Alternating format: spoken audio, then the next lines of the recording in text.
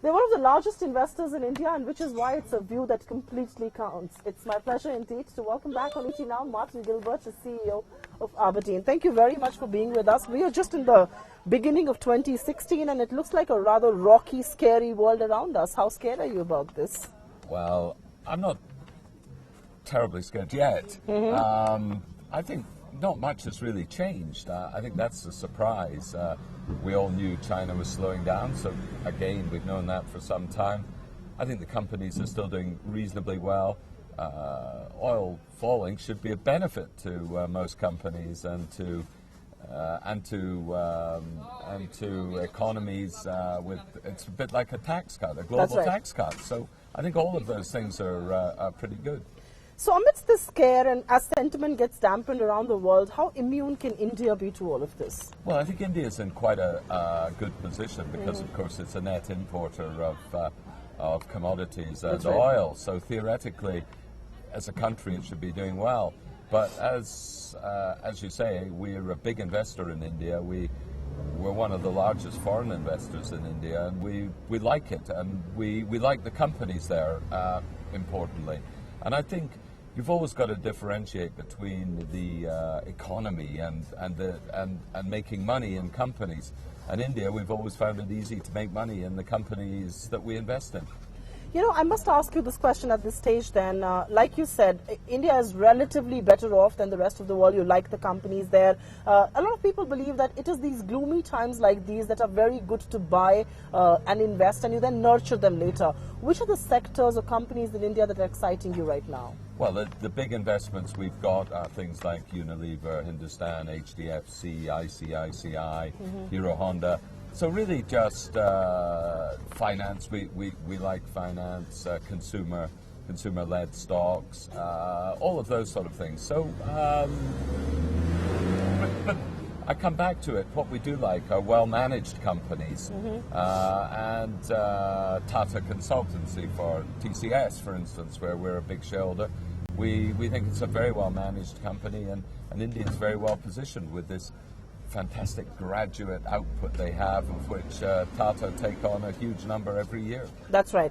You mentioned the companies that you like, and they have to be well-managed companies. At this stage, are you going to look at increasing your allocation in India, given that the rest of the world is a troubled neighborhood and money will go to markets? Or is India also going to be a part of the route that emerging markets all across the world are seeing, where there are considerable outflows? No, I think inevitably it will be, because the route will not be discriminated, will be widespread, and it won't discriminate against, or it will discriminate against everyone. So India will inevitably be hit by it. But you know, we buy and hold, so we'll hold our stocks throughout that area and look for value and hopefully invest more. You know, I must ask you this question before I move on to the private sector banks that you spoke about, and they're of course very well managed, both HDFC and ICICI. What is your outlook on FII inflows into India in 2016? Well, until this market rout, I would have thought good, because India is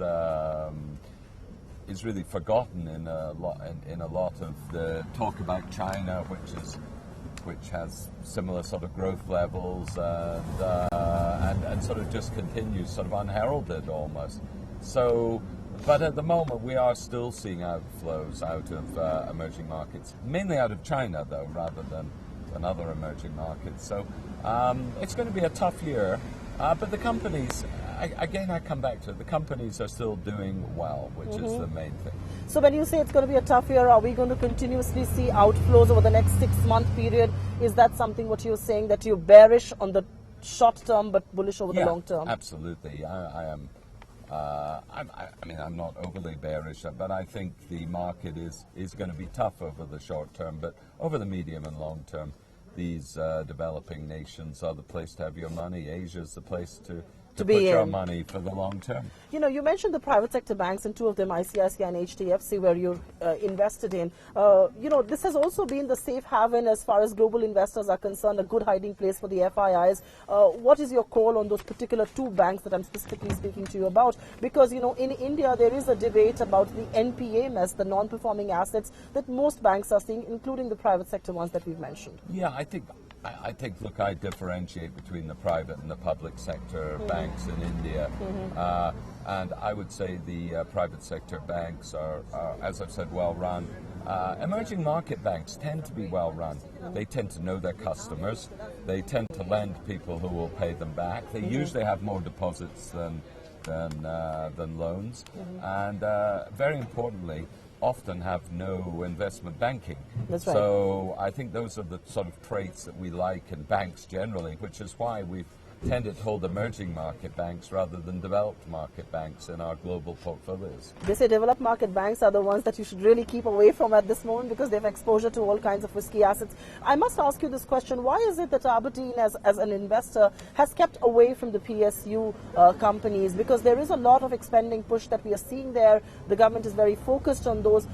Is that a space that's risky and doesn't excite you? Because this is the public sector. That's banks. right, public sector. I think we just prefer the private sector banks, and I think if you're a public sector bank, often you don't do the things you have to do that the private sector banks do. And I have no more knowledge than you, but I would have thought non-performing loans are more prevalent in that That's space right. Yes. than the private sector banks, because it all comes back to lending money to people you know who will pay you back.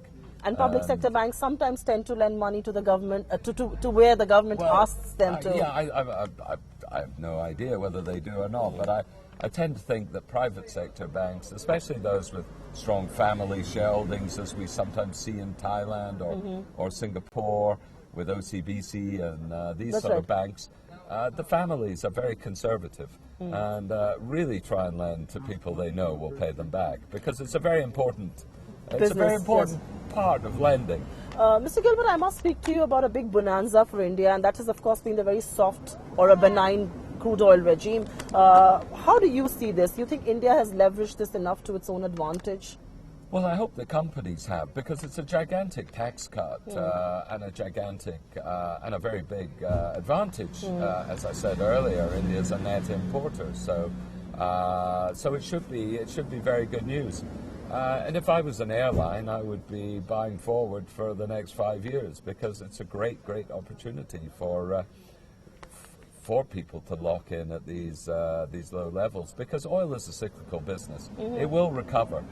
Supply deteriorates at the rate of 6% a year, and there's no replenishment going on at the moment. So it will eventually come back into balance, and demand will outstrip supply in the future. We do hope that some of the airline companies in India, and at least the listed ones, are listening to you and will take cues from that. But is that a space that doesn't excite Aberdeen? Because that was also a very consumer-led space. We are seeing some kind of a spurt there in a lot of people now taking to flying. There are some big listed entities. Yeah. Is that a space that doesn't excite you? Yeah, no, we do. Globally, we invest in Not in India? airlines. I don't think we do in India, but I know we own Singapore Airlines. That's for right. instance. Yes, you do. So, that's a very well-run company again. Airlines have tended not to be great investments over the long term. I think Warren Buffett once said, if you want your money to be lost, you should just put it in the airline sector. Yeah, so, yes. But I think, look, it's a great opportunity for companies like airlines, or those that have very heavy fuel costs to fix. So not just airlines, I chose them because they're big consumers of fuel, but any sort of production company with big oil input should be looking at fixing. At making merry right now. Yeah, absolutely. What do you talk about? I mean, when we talk about EMs, we obviously refer to valuations, and especially in India's case, Indian valuations at 15x, despite the fall that we have seen. What's your call on valuations? Have they bottomed out just yet? I think India is still expensive. Whether it will, probably will go down a bit further. But as I say, look, we buy and hold through the cycle. You can't market time, because you make all your money. You make all your money in stock markets on the very good days, and they tend to come out after the very bad days. So it's very, very important you buy and hold through the cycle and don't try and market time. I will ask you a quick question on sovereign wealth funds, and obviously, when the sovereign needs money back home for their own development costs, money is going to be pulled out. So a lot of people are beginning to say that the outflows that you're seeing in markets, especially like India, have little to do with fundamentals and more to do with technical pullouts happening by sovereigns. Is that the view that you subscribe to? Yeah, I mean, clearly sovereign wealth funds had set up these funds for a rainy day, and they're seeing rainy days now. That's right. So yes. I have no problem with the sovereign wealth funds taking money out to prop up or pay for budget deficits or whatever it is, because they've been wise enough to not spend the money when they were making it, and it's there for for a rainy day, as I say. I must turn the focus and talk to you about our neighbors, because it isn't a great neighborhood that India is in. China is in a troubled spot, but you've been rather safe in China. You really didn't invest in the very expensive companies there. How do you see the China story unfold? And I've been speaking to a lot of people here in Davos. Is this an economy in transition or in mess? What should the level of involvement be on the government as the economy tries to transform? What's your view on China? I think it's an economy in transition, and I think they're still growing at a healthy rate. We didn't not invest hugely in mainland China because we have very big holdings in Hong Kong.